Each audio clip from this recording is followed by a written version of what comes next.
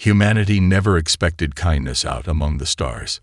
When Earth's deep-range probes finally stumbled upon alien life, most feared a cold, calculating universe, one of conquest, not compassion. But instead, they found the Valoran. Crystalline, bioluminescent beings of song and light, the Valorans extended a gentle hand to a species barely crawling beyond its moon. Where others in the Galactic Council scoffed at Earth's primitive energy weapons and infighting, the Valoran saw potential, curiosity, resilience. They taught Earth's first interstellar diplomats how to speak through color, frequency, and harmonic vibration. They invited Terran scientists to their floating archives in orbit above Zathel, their jewel-like capital world. And most importantly, they stood beside humanity as sponsors for their membership petition to the Galactic Council, a council that had ruled the stars for over 10,000 years. It was the Valoran who convinced Earth not to militarize its expansion. It was the Valoran who insisted the humans be given a voice. And for this, the Valoran were quietly resented by the rest of the council. Uplifting the war-born race will bring ruin, hissed the Sauric delegate in private. Let them serve as minors, not partners, sneered the Aethar admiral. But the Valoran were unmoved. Where you see chaos, we see promise, said Elder Veilson, their luminous skin pulsing with calm. On the day the Valoran delegation departed Earth's orbit, the entire Terran assembly stood to applaud. 12 massive crystalline ships drifted past the moon, their refractive hulls scattering sunlight like rainbows. Each was a symbol of hope. Fragile, yes, but real. That was the last time anyone saw them. 3 days later, Earth's diplomats received silence from the Council. No response, no record of arrival, no Valoran signatures on any relay point. Then came the scream. A private relay station on Jupiter's edge intercepted an encrypted message. It was corrupted, filled with static and stuttering pulses. But one thing cut through, the high-pitched shriek of a Valoran in agony. And beneath it, just barely decipherable, was a distorted image, blurry, warped, but unmistakable. The insignia of the Galactic Council, projected on the wall behind scorched Valoran remains. Earth's leaders stared at the footage in stunned silence. The room felt cold, heavy, as if something sacred had been shattered. General Isla Corwin, head of the United Terran Defense Network, clenched her jaw until her teeth hurt. This isn't just sabotage. This was a purge. But why? President Yusuf whispered, eyes still locked on the image. Why now? No one answered, because the truth was too monstrous to speak. The Council hadn't just refused Earth's entry. They had slaughtered its sponsors. And in doing so, they hadn't just silenced the Valoran. They had declared something far more dangerous. They had declared that mercy, peace, and alliance were punishable by death. Later that night, Earth's orbital satellites went dark for exactly 0.37 seconds. Just enough time for one signal to escape the Sol system. A signal that originated from the black vault beneath Mars, sent on a frequency no Council sensor could detect. Its designation was clear. Protocol Vengeance. And the war began, not with a battle cry, but with a whisper. Zathel was the heart of the Valoran people, a luminous world suspended in orbit around a binary star system, its skies always lit in twin golden hues. Towers of crystal stretched skyward like frozen symphonies, singing harmonic resonances audible even from orbit. For thousands of years, the Valoran had nurtured peace there, and in a single hour, it was all turned to ash. The attack began without warning. From deep within Council territory, the Council's 9th Fleet warped into Valoran space. Not a message, not a demand, just immediate orbital bombardment. Fire from above, fire from within. Council-aligned mercenary guilds infiltrated planetary defenses, turning Valoran energy arrays inward, turning symphony into silence. Cities collapsed under plasma-laced meteors. The crystalline towers that had stood longer than Earth's oldest civilizations shattered like glass beneath seismic warheads. What the bombs didn't kill, the Council's bioweapons finished, designed specifically to unravel the Valoran's resonant neural links. It wasn't war. It was extinction. Back on Earth, it was a freelance hacker who broke the firewall first. A teenager named Laya Korin, scraping data packets from deep signal archives, accidentally decrypted what appeared to be Council fleet telemetry, broadcasts that should have been buried in diplomatic obscurity. She never made it public, because within an hour, every major Terran news agency received a full, unencrypted transmission from an anonymous source. Footage, real-time, unfiltered. Valoran civilians fleeing into underground harmonic shelters, only to have those same shelters detonated from orbit. Children wailing in radiant blue. Council officers laughing in Council High Gothic as they marked territories for cleansing. The world watched, and it broke something inside them. No longer was the Council a bureaucratic juggernaut viewed with distant skepticism. It had become a monster, fangs bared. And Earth, their last friend, had been left out in the cold. Across every major city, New York, Lagos, Kyoto, New Mumbai, Luna Prime, protests turned into riots. Billboards displayed holograms of dying Valorans. The trending phrase in over 80 languages was the same. #NeverForgive. At United Terran Command, President Yusuf stood before the Security Assembly with trembling hands. Behind him, the image of Elder Valsan flickered, last seen offering Earth peace, now missing, likely dead. "We did not seek war," Yusuf said. "We did not seek power. But what we have witnessed cannot be answered with silence." Then another signal came. A pirate transmission. Grainy, static-heavy, but real. A single Valoran, barely recognizable beneath cracked crystalline flesh, appeared before a hijacked Council relay. He didn't speak harmonically. He couldn't. His vocal resonators were damaged, shattered by Council technicians. But he managed one word. Broken, but clear. Avenge. Then the screen turned black. There was no vote, no debate, just a single command, issued from the vaults beneath Mars, sent to Earth's hidden armada in the Oort cloud. And the warships woke. For decades, Earth had hidden its strength, behind peace treaties, under deep sea bunkers, within the icy rings of Saturn. Now, those ships were moving, warping into position, activating silent drive arrays. The Council thought they had crushed Earth's spirit. They hadn't seen what happened when humanity grieved and remembered. The Galactic Council had made a critical mistake.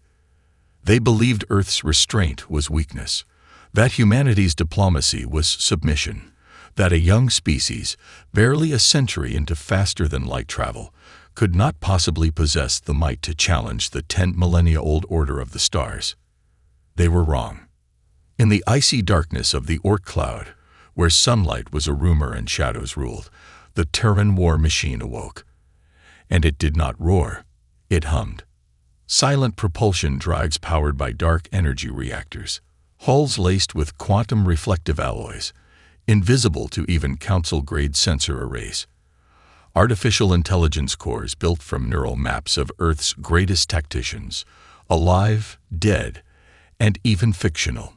Every fail-safe disengage, every weapon system primed. They called it the Black Armada, and it had one mission: retribution.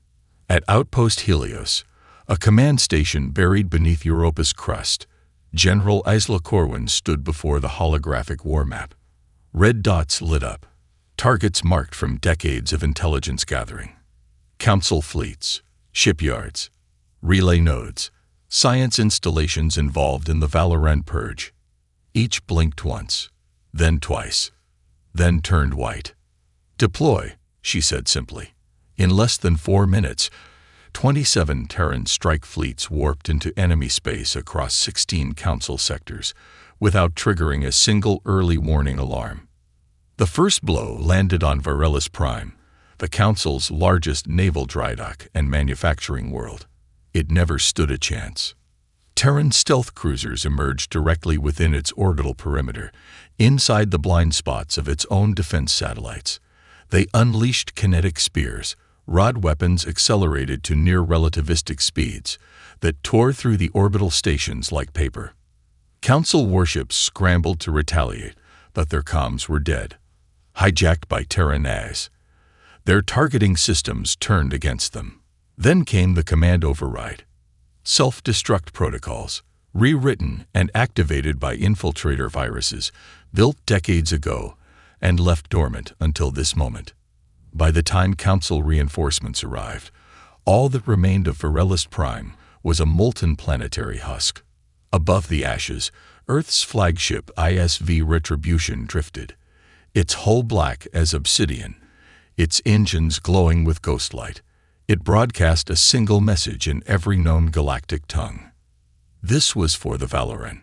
Across Council territory, panic bloomed like wildfire. Military governors went dark. Emergency summits were called. Civilian transports fled the core worlds. The Council's media wing tried to label the attacks as terrorism and rogue action. But the truth was obvious.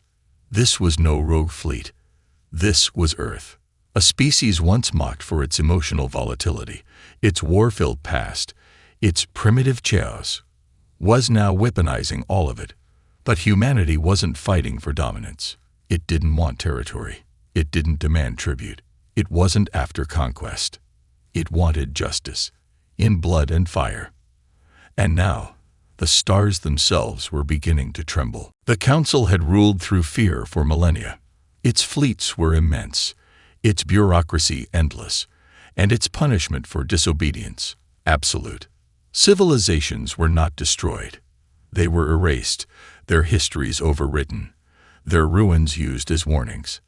But now, that fear was cracking. Across the outer sectors, suppressed species watched Earth's warships carve through Council strongholds with surgical brutality, not as conquerors, but as avengers. Humanity did not occupy.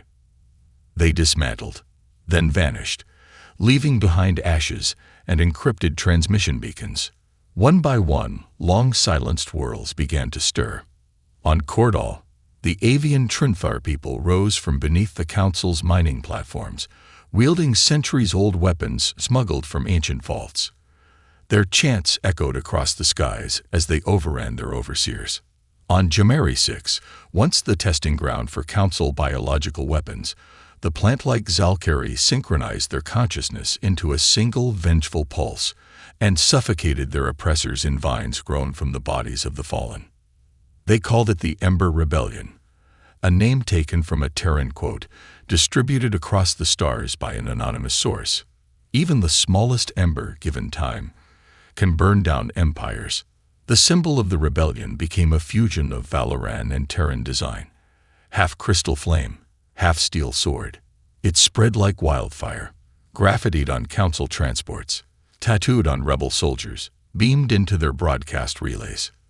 Back on Earth, President Yusuf stood with General Isla Corwin in Luna Command, staring at a three-dimensional star map, now speckled with glowing red systems. Liberated. They're not just following us, Yusuf said quietly. They're rising. Corwin nodded once. Because for the first time in generations, they believe the Council can bleed. And bleed it did. The Council responded with brutality. They bombed civilian sectors suspected of aiding rebels, enacted planet-wide shutdowns, hunted rebel sympathizers with drones and synthetic enforcers. They called it containment, but Earth called it confirmation.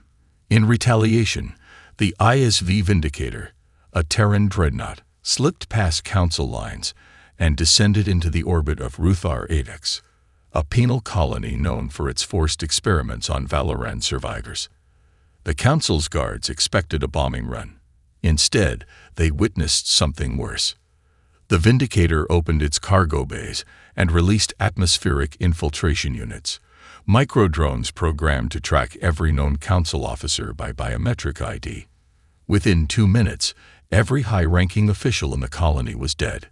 Their names appeared on public execution lists broadcast across the sector. The message was clear. We do not forget. We do not forgive. The council began to fracture.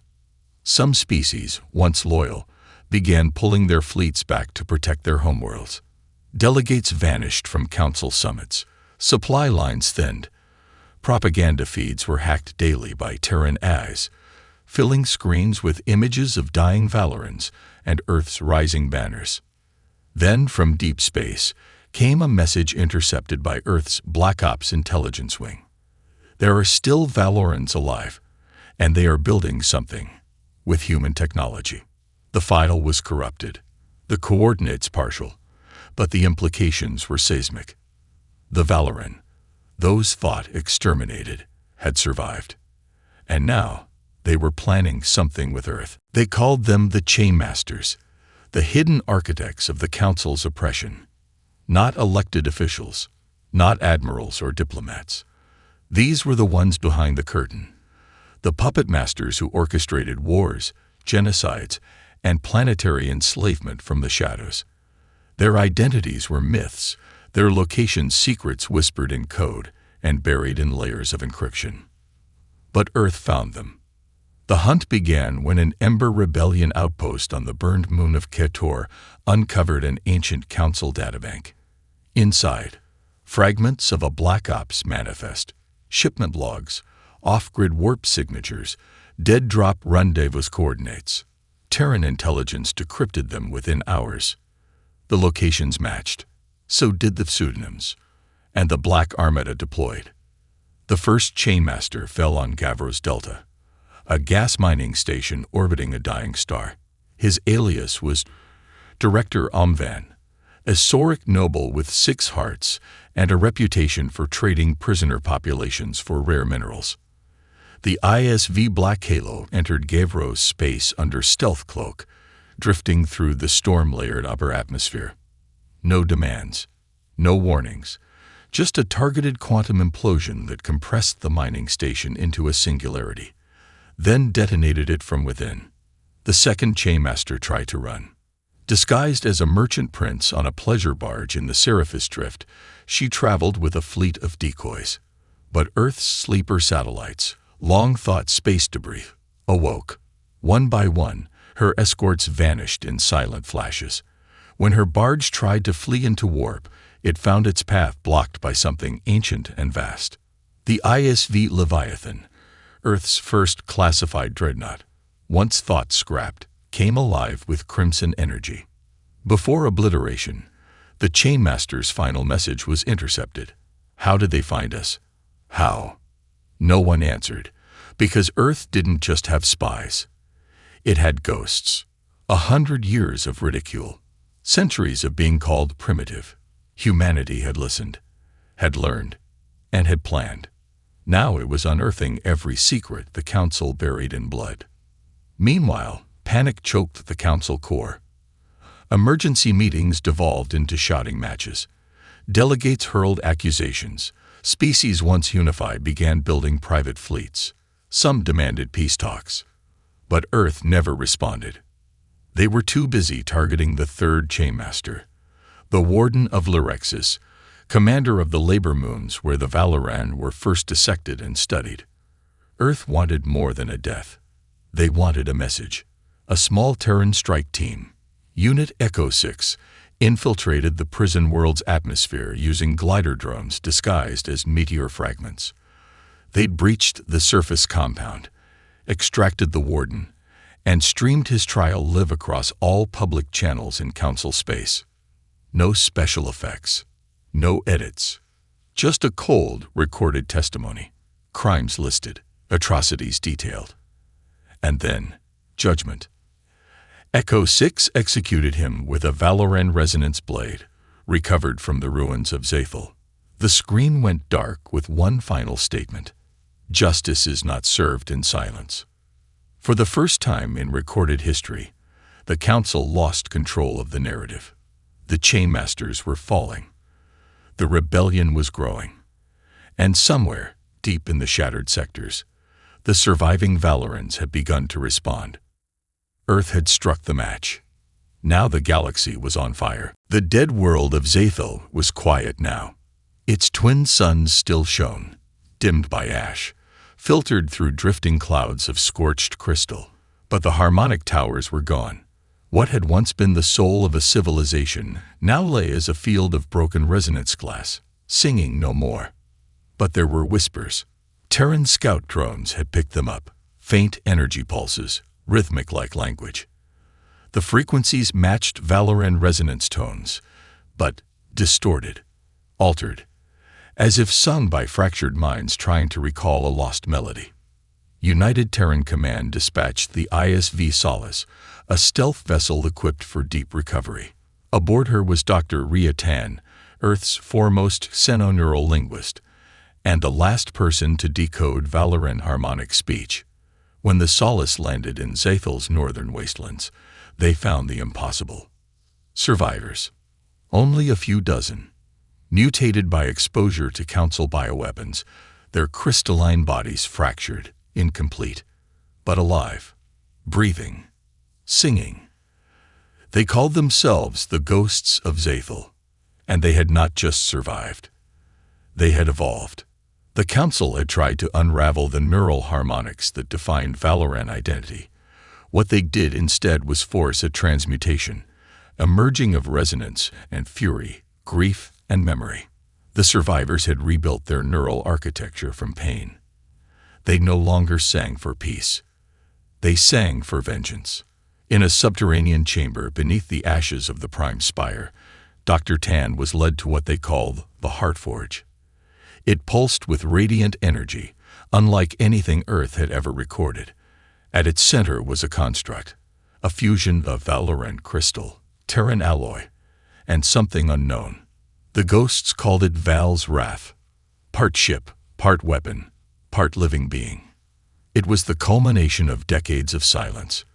Powered by neural harmonics amplified by the ghosts themselves, it could bend spacetime, fracture fields, erase entire fleets with a single resonant burst. A revenge engine. "We didn't want this," sang the leader of the ghosts, a being once known as Valsan, now transformed. "But they took our past, our children, our song. So now, we will write a new one."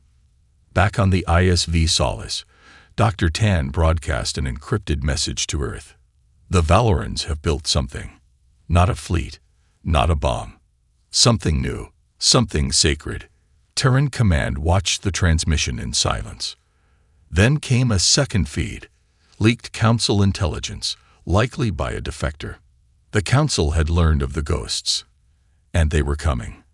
A purification fleet, 12 dreadnoughts, hundreds of warcruisers, was en route to Zathil to finish what they had started. General Isla Corwin looked up from the tactical display. "Intercept every last one," she said coldly. "The ghosts are not dying again. Not on our watch." And so Earth moved. The Black Armada shifted course. Ships burned through void space. The Council thought they had buried Zathil, but from its ashes, something ancient and holy was being reborn. And it would sing not of surrender, but of annihilation. They arrived like gods of death. 12 Council dreadnoughts, planet killers, city levelers, forged in the crucibles of dying stars, emerged above Zathil with the arrogance of victors. Their hulls shimmered with energy barriers layered in ancient cycles. Their engines roared in tones meant to induce fear in lesser minds. Entire fleets flanked them. Destroyers, carriers, strike wings. And yet, on the blackened world below, the ghosts did not flee. They sang. Low, guttural harmonics rose from beneath the surface, vibrating through the planet's crust. Ancient towers, once thought shattered, began to reassemble, drawn together by unseen forces. Crystalline veins lit up in patterns long lost to Valoran memory.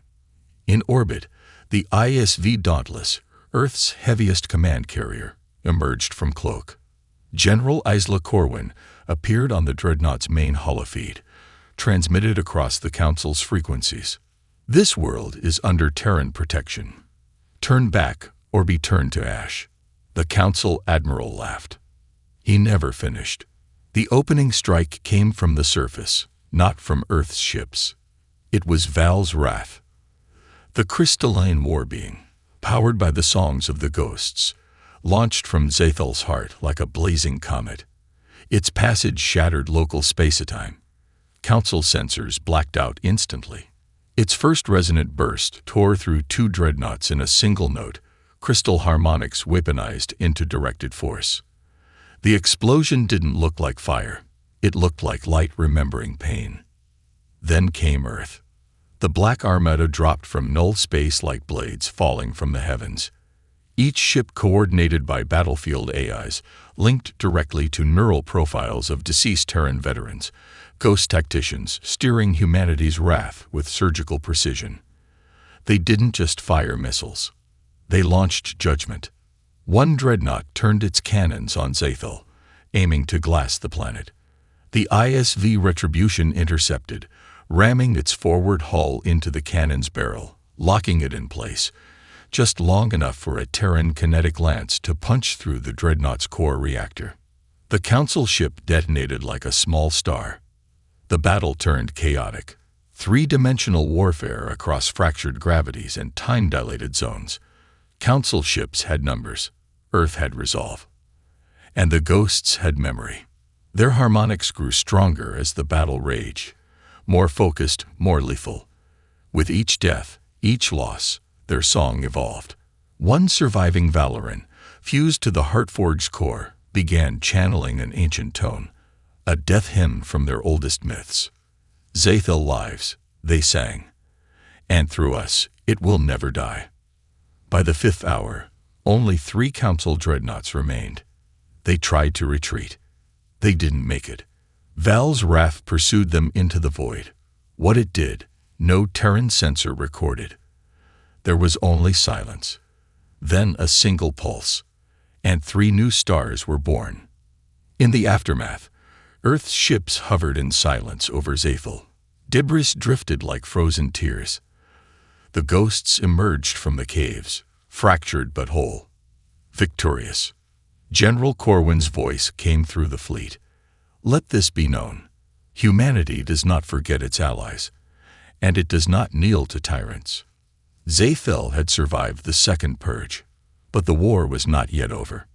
The Council was bleeding, humiliated, and now, desperate. They were preparing a final act. The Council's last citadel was not a fortress. It was a star. Tryon 6, an engineered sun, hollowed, weaponized, armored in quantum alloys. Buried within it was the Throne Engine, a supermassive cognitive core designed to command every Council fleet across the galaxy through thought alone. The plan was simple: burn the rebellion from the stars in one coordinated assault.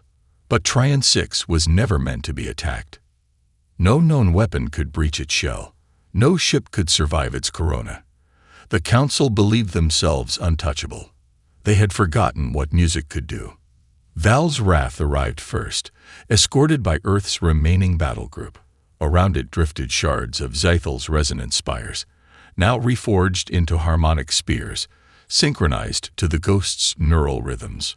Dr. Riatan, now part of the Command Council aboard the ISV Solace, broadcast across all frequencies. You burned their cities. You shattered their voice. But you never understood them. You thought resonance was a weapon. It was a language. And today, you'll hear what it truly says.